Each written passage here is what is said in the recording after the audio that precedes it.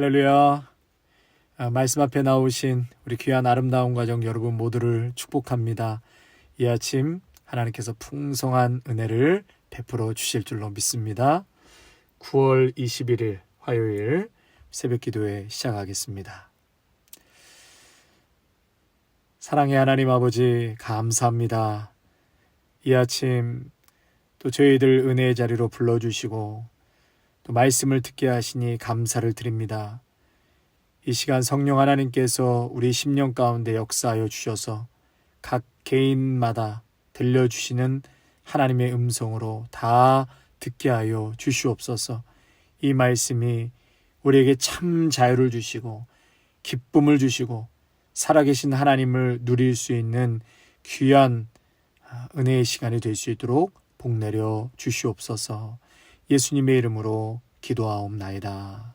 아멘. 자, 오늘은 이제 사사기를 마무리하고요. 디모데 전서 말씀을 보도록 하겠습니다. 신약 성경으로 넘어오셔서요. 디모데 전서 1장 1절에서 11절의 말씀입니다. 제가 하나님의 말씀 봉독하겠습니다. 우리 구주 하나님과 우리의 소망이신 그리스도 예수의 명령을 따라 그리스도 예수의 사도된 바울은 믿음 안에서 참 아들 된 디모데에게 편지하노니 하나님 아버지와 그리스도 예수 우리 주께로부터 은혜와 긍휼과 평강이 내게 있을지어다. 내가 마게도냐로 갈 때에 너희를 권하여 에베소에 머물러 한 것은 어떤 사람들을 명하여 다른 교훈을 가르치지 말며 신하와 끝없는 족보에 몰두하지 말게 하려 함이라. 이런 것은 믿음 안에 있는 하나님의 경륜을 이름보다 도리어 변론을 내는 것이라. 이 교훈의 목적은 청결한 마음과 선한 양심과 거짓이 없는 믿음에서 나오는 사랑이거늘 사람들이 이에서 벗어나 헛된 말에 빠져 율법의 선생이 되려 하나 자기가 말하는 것이나 자기가 확증하는 것도 깨닫지 못하는도다. 그러나 율법은 사람이 그것을 적법하게만 쓰면 선한 것임을 우리는 아노라. 알 것은 이것이니 율법은 옳은 사람을 위하여 세운 것이 아니요 오직 불법한 자와 복종하지 아니하는 자와 경건하지 아니한 자와 죄인과 거룩하지 아니한 자와 망령된 자와 아버지를 죽이는 자와 어머니를 죽이는 자와 살인하는 자며 음행하는 자와 남색하는 자와 인신매매를 하는 자와 거짓말하는 자와 거짓 맹세하는 자와 기타 바른 교훈을 거스르는 자를 위함이니 이 교훈은 내게 맡기신 바 복되신 하나님의 영광의 복음을 따름이니라. 아멘. 자, 이제 오늘부터 우리 디모데 전후서의 말씀을 이제 함께 상고하도록 하겠습니다. 이 디모데 전서는요, 바울이 그의 사랑하는 믿음의 아들이라고 불려지는 디모데에게 쓴 바울의 목회 서신이라고 할 수 있습니다. 은혜가 너희와 함께 있을지어다. 그러니까 영적 아버지이자 스승인 바울 사도가 특별히 디모데에게 교회를 세울 일꾼을 잘 양육해야 된다. 그래서 교회를 세울 일꾼을 세우는 편지라고 할 수 있습니다. 감독과 집사들, 과부들, 그리고 교회 각 구성원들을 어떻게 세우고 지도해야 할지 가르치고 있습니다. 바울이 이 디모데 전후서를 저술한 시기에 대해서 잠깐 말씀을 드리면 로마 감옥 2차로 수감될 때 감옥에 갇힌 가운데 디모데에게 이 편지를 쓴 것이죠. 바울이 자신의 임종을 직감하면서 이제 자신의 사역을 마무리하면서 마지막으로 쓴 편지라고 할 수 있습니다. 그러니까 디모데에게 유언과 같이 권면을 하고 있는데요. 곧 불어닥칠 감옥에서의 그런 혹독한 겨울에 바울은 디모데에게 도움을 청하고 있는 것입니다. 그래서 이 겨울이 오기 전에 라는 말씀이 있거든요. 무엇을 준비해달라고 디모데에게 죽음을 앞둔 바울이 유언과 같이 말하고 있는데요. 제가 지난 주일날 카톡으로 우리 성도님들께 겨울이 오기 전에 라는 표현을 했는데요. 바로 이 디모데 후서 4장 21절의 말씀을 인용한 것이었습니다. 특별히 4장 21절, 디모데후서 4장 21절, 너는 겨울 전에 어서 오라. 이 겨울이 오기 전에 라는 제목으로 이 피츠버그에 목회하시는 클라렌스 맥카튼이라는 목사님이요, 1915년에 설교를 했는데요. 이 본문을 갖고 온 교우들이 은혜를 받으셨습니다. 그래서 교인들이 그 설교를 또 해달라고 하셔서 매년 같은 본문에 설교를 하기 시작하셨다고 합니다. 그래서 이 맥카트니 목사님은 이 본문을 갖고 겨울이 오기 전에 라는 시리즈로 37번, 그러니까 37년 동안 이 본문으로 말씀을 전하셨다고 합니다. 저도 기회가 되면 이 본문으로 말씀을 꼭 한번 전하고 싶습니다. 자, 오늘 1절 말씀에 바울이 첫인사를 하지요.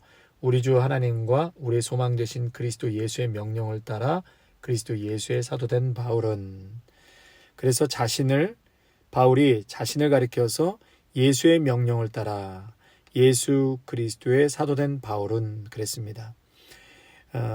본인에 관해서 지금 소개를 하면서도 에베소 교회에서 목회하고 있는 디모데에게 교회를 돌볼 때, 목회할 때 예수님의 명령을 따라 해야 한다라고 말하고 있는 것입니다.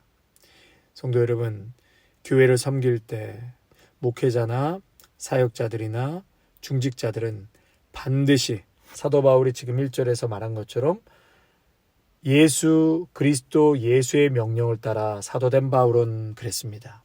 그러니까 그 머리에는 예수 그리스도로 꽉 들어차 있어야 하는 것입니다. 그러나 많은 경우 교회를 섬길 때 예수님이 박혀있지 않습니다. 지금 우리는 갈라디아서를 3개월째 이렇게 수요일마다 배우고 있는데요. 적어도 십자가의 교리가 무엇인지, 예수님과 나와의 관계를 설명하고 나와 교회와의 관계를 설명하고 또 그 안에서 나는 어떤 존재인가, 그리고 교회는 무엇인가를 깊이 인식하고 공부하고 깨달아야 한다는 것입니다. 목회자나 사역자나 중직자는 적어도 십자가에 관한 신학화가 절대적으로 정리가 되어 있어야 합니다. 그래서 믿음 생활할 때 예수 그리스도의 인도함을 받을 수 있게 되는 것입니다. 명확한 십자가에 대한 공부와 깨달음이 없이 교회의 목사나 사역자, 중직자가 되었을 때 하늘의 지혜를 따르기보다는 세상의 지혜를 따를 가능성이 많게 되는 것입니다. 그러므로 교회의 리더십은 무엇보다도 십자가에 대한 이해가 분명히 있어야 합니다. 예수님에 대한 확고한 믿음과 신학적 해석이 분명해야 흔들리지 않고 양무리를 바른 길로 인도할 수 있습니다. 계속해서 사도 바울은 디모데에게 이제 사명을 말하고 있는데요. 에베소 교회에서 만연했던 두 가지의 잘못된 가르침을 지적하고 있는데, 에베소 사람들이 지금 다른 것을 가르치고 있다라는 것이죠. 다른 것을 가르치고 있다. 그래서 3절에 보니까 내가 마게도냐로 갈 때에 너희를 권하여 에베소에 머물러 한 것은 어떤 사람들을 명하여 다른 교훈을 가르치지 말며, 다른 복음을 지금 에베소 교회의 일부가 가르치고 있다는 것이죠. 바울이 이것을 아주 경계하면서 자주 언급하는 것인데요. 이 갈라디아에서는 바울이 언성을 높였다라고 표현하고 있는데요. 언성을 높였다 이렇게 표현할 정도로 화를 내면서 다른 복음, 다른 교훈을 가르치는 거에 대해서 아주 경계하는 그런 바울의 아주 힘있게 그런 가르침을 주고 있는 것입니다. 바울이 전한 복음을 그들은 제대로 이해하지 못하고 뭐라고 다른 복음, 다른 교훈을 가르치냐면 예수만으로 구원받을 수 없다는 거죠. 유대인의 전통대로 예수를 안 믿는 게 아닙니다. 예수를 믿지만 거기에 몇 가지가 더 추가돼야 된다는 것이에요. 할례를 여전히 받아야 하고 율법을 지켜야지만 진정한 구원을 받을 수 있다. 다시 말해서 우리의 선한 행위를 통해서 구원받을 수 있음을 가르치고 있다라는 것이에요. 성도 여러분, 구원은 행위가 아닙니다. 구원은 오직 믿음입니다. 예수 그리스도를 믿는 그 믿음으로 구원을 받고 예수님의 십자가로 죄사함을 받는 것, 여러분 구원받고 용서받고 하나님의 자녀가 되는 것은 예수님으로 충분한 것이에요. 그래서 이 신칭이, 기독교의 가장 중요한 핵심 교리가 이 신칭이 믿음으로 말미암아 의롭다함을 얻는다. 근데 그 당시에 다른 가르침, 다른 복음을 이야기하는 사람들은 어떻게 그렇게 쉽게 구원을 받을 수 있는가? 아무 행위 없이 자녀가 될 수 있는가? 속죄를 받을 수 있는가? 유대인들은 지금까지 전통에 따라 율법을 지키려고 안간힘을 썼는데 어떻게 예수만 믿는 것으로 이 모든 것을 이룰 수 있느냐? 그래서 교회 안에 이런 할레파 그리스도인들과 또 율법주의자들, 거짓 교사들의 가르침으로 교회 안의 성도들이 헷갈리기 시작하고 갈라지고 분파가 생기고 끊임없는 논쟁만 이어지게 되었다는 것이죠. 성도 여러분, 구원은 우리가 무엇을 해서 얻는 것이 아닙니다. 죄의 용서도 우리가 무엇을 해서 얻는 것이 아닙니다. 하나님의 축복과 은혜도 우리가 뭘 잘 지키고 선하게 살고 공로를 세우고 성경 말씀 잘 지켜서 얻어지는 것이 아닙니다. 일방적인 하나님의 경륜, 예수 그리스도의 십자가의 은혜로만 우리는 구원받고 하나님의 자녀가 되는 특권을 누릴 수 있게 되는 것이죠. 십자가 안에서 내 죄가 용서받고 행위로는 도저히 구원받을 수 없고 인정받을 수 없는 우리예요. 그래서 율법 아래 있을 때는 율법이 우리를 정죄하고 두렵게 하고 안 지키면 벌받고 그것 때문에 무서워 떨었지만 예수 그리스도의 십자가 아래 있게 되면 그 모든 것을 예수님께서 덮어버리는 것이에요. 그래서 돌아온 탕자 비유를 여러분 깊이 묵상하시면 하나님, 예수님의 그 사랑을 깨닫게 될 것입니다. 그래서 디모데의 사명은 껍데기만 화려한 거짓을 분별해서 성도들이 휩쓸리지 않게 하라는 것이에요. 그리고 목회 사역의 중심은 사랑이다. 사랑. 그런데 그 사랑에 근거가 있습니다. 그냥 무조건 사랑하는 것이 아니라 믿음에서 나오는 사랑이라고 했습니다. 오늘 말씀에도 5절에 믿음에서 나오는 사랑. 그래서 청결한 마음과 선한 양심과 거짓이 없는 믿음을 지켜나가라는 거예요. 여러분, 사랑의 근거, 그 출발은 청결한 마음과 선한 양심, 거짓이 없는 믿음이라는 것이죠. 그러니까 반대로 믿음에 거짓이 있고 청결한 마음이 아니라면 6절에 보니까 사람들이 이에서 벗어나 헛된 말에 빠져. 그것에서 벗어나서 헛된 말에 빠졌다면, 다시 말해 복음이 아닌 거짓된 것을 교회 안에서 이야기한다면 단호하게 구별해 내야 한다는 것이죠. 그래야 양들을 지켜낼 수 있기 때문입니다. 사랑이라는 미명하에 이것도 좋고 저것도 좋을 수 없습니다. 그리고 오늘 바울은 조금 아는 것 가지고 스스로 율법 선생이 되고자 하는 자들을 꼬집어서 경계하라고 말하고 있는 것입니다. 바울은 누구보다도 율법에 대해서는 학자예요, 학자. 히브리 문화와 헬라 문화에 능통한 자였고 철학적으로는 당시 철학자들과 견주어도 손색이 없을 정도였습니다. 율법을 지키려고 했던 특심이 바울에게 있었습니다. 오죽했으면 그리스도인을 잡아 죽이려고 몇 날 며칠을 다메섹까지 걸어가지 않았습니까? 그래서 여러분, 율법은 바울이 다메섹 도상에서 살아계신 예수 그리스도를 만나면서 이 율법의 해석이 완전히 바뀌게 된 것이죠.